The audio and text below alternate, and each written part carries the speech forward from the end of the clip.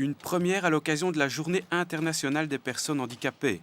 En ouverture de soirée avant Spirou Bilbao, les clubs du Kangourou Charleroi et de Saint-Vite ont proposé une démonstration d'handi-basket. Une initiative due à la tripartite Spirou, Ligue handisport francophone, province de Hainaut.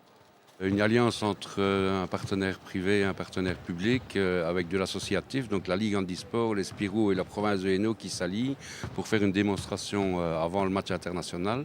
On a profité de cette journée pour c'est la fête de la personne handicapée, la journée internationale de la personne handicapée. Et donc on a profité de cette journée pour faire cette démonstration-là en espérant que le public qui va arriver pour le match international après va pouvoir voir et pouvoir sentir qu'il y a aussi du sport pour personnes handicapées, ce qui est d'ailleurs la nouvelle politique qu'on essaye de mener au niveau de la province de Hainaut. Quand on est venu nous proposer cette initiative, on a directement sauté sur l'occasion parce qu'on a beau être structuré en société anonyme, en société commerciale. Je pense que le club a justement une mission citoyenne et ce genre d'initiatives font vraiment partie, je trouve, de la mission de notre club aujourd'hui dans sa structure. On prend parfois les joueurs des Spirou en exemple. Ici, on a vu aussi d'autres exemples. Exactement. Même, je connaissais un peu le handi-basket pour l'avoir déjà regardé quelques matchs.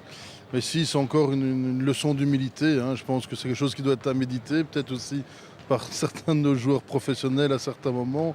Il y a un engagement, il y a le plaisir de jouer, il y a le fair play. C'est touchant et c'est impressionnant.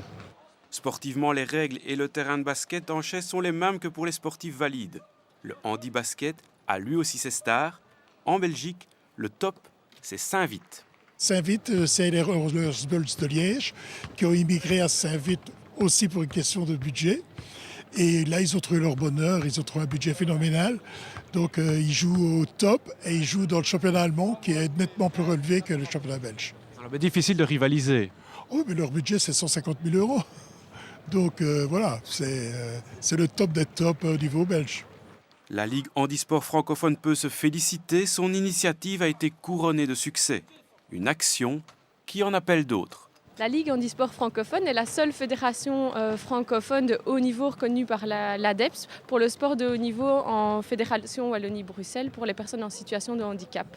Notre but, le but ultime pour les sportifs de haut niveau, c'est d'aller aux Jeux paralympiques et d'atteindre le meilleur résultat possible. Pour ça, nous, en tant que LHF, on met différentes structures en place de soutien aux sportifs de haut niveau, aux clubs et aux individus. En plus de ça, il y a tout ce qui est promotion du handicap et du sport pour personnes en situation de handicap et tout ce qui est soutien aux clubs sportifs. Dans la région, la référence, ce sont les Kangourous. Ils ont animé la mi-temps sous l'œil attentif d'Axel Hervel, s'il vous plaît.